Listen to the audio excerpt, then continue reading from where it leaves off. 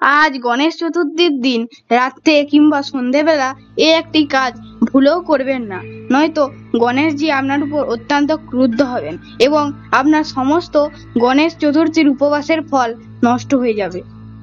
হ্যাঁ বন্ধুরা, এমন কি কাজ যে কাজ করলে গণেশ চতুর্থী উপবাসে সমস্ত ফল নষ্ট হয়ে যায়?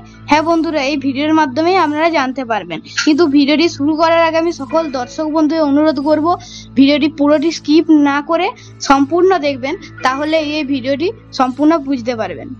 দেখার পর ভালো লাগলে একটি লাইক করে দেবেন এবং গণেশ ঠাকুরের ভক্তরা অবশ্যই কমেন্টে জয় গণেশ ঠাকুরের জয় লিখে যাবেন। তো বন্ধুরা, আপনারা ঈশ্বরের কৃপায় নিশ্চয় অনেক ভালো আছেন, আমিও অত্যন্ত ভালো আছি। চলুন বন্ধুরা, ভিডিওটি শুরু করা যাক। আজ গণেশ চতুর্থীর দিন সন্ধ্যেবেলা কিংবা রাত্রেবেলা এমন একটি কাজ রয়েছে যেটি করলে গণেশ ঠাকুর অত্যন্ত ক্রুদ্ধ হন। সে কাজটি হলো চন্দ্র দর্শন। হ্যাঁ বন্ধুরা, গণেশ পুরাণ, স্কন্দ পুরাণ, ব্রহ্ম বৈবর্ত পুরাণ এবং বিভিন্ন পুরাণে বর্ণিত রয়েছে যে